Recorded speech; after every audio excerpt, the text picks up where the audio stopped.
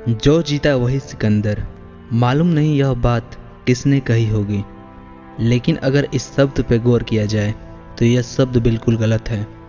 सच तो यह है कि सिकंदर जीता नहीं था, बल्कि हार गया था। दरअसल जिस महान युद्ध में सिकंदर ने जीतने की बात कही थी, उसमें वो हार गया था और उस युद्ध का विजेता पोरस हुआ था। सिकंदर पूरे संसार को जीतने का सपना लिए भारत आया और एक के बाद एक लड़ाई जीतता चला गया। वो पूरे विश्व पर अपना कब्जा करना चाहा था। उसकी इतनी लड़ाई जीतने के बाद इतिहासकार इस बात को मानने को तैयार ही नहीं थे कि सिकंदर पोरस के साथ युद्ध में हार गया था, और पूरे संसार में यह बात फैल गई कि सिकंदर जीत गया है।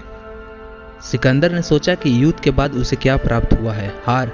जी नहीं, उसी हार ने उसकी सोच बदल दी और उसी दिन से उसकी जीत की शुरुआत होने लगी।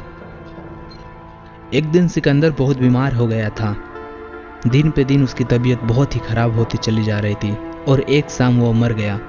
जब उसकी अंतिम यात्रा में उसके अर्थी से दोनों हाथ बाहर थे और उसकी अर्थी को देखने के लिए बहुत सारे लोग आए थे, और उसी में से कुछ लोग कहते हैं कि यह तो हमारे शासक का अपमान है कि अर्थी में से दोनों हाथ बाहर हैं।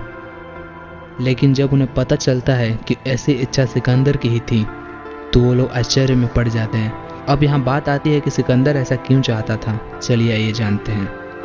मरने से पहले सिकंदर की इच्छा थी कि उसके हाथ अर्थी से बाहर होने चाहिए, जो कि उसने अपने मित्र को बताई थी, और ठीक ऐसा ही हुआ, ताकि दुनिया देख सके कि सिकंदर खाली हाथ आया था और खाली हाथ जा रहा है। उसने दुनिया को दिखा दिया कि संसार में सभी खाली हाथ आते हैं और खाली हाथ ही जाते हैं, और जिस युद्ध से वो हार गया था, उस युद्ध में भी लोगों के दिलों में वो जीत गया। और वहीं से यह बात प्रचलित हो गई कि जो जीता वही सिकंदर। सिकंदर ने तलवार के दम पर दुनिया को जीतना चाहा, पर वह समझ गया कि ऐसा करना संभव नहीं है। इसीलिए सिकंदर ने अपने विचारों के दम पर दुनिया को जीत ली। जो इस बात को समझ जाता है वो जीत जाता है, और जो जीत जाता है वही कहलाता है सिकंदर। उम्मीद करता हूँ कि जो जीता वही सिकंदर है। इसके पीछे की कहानी आपको समझ में आई होगी। तब तक के लिए धन्यवाद।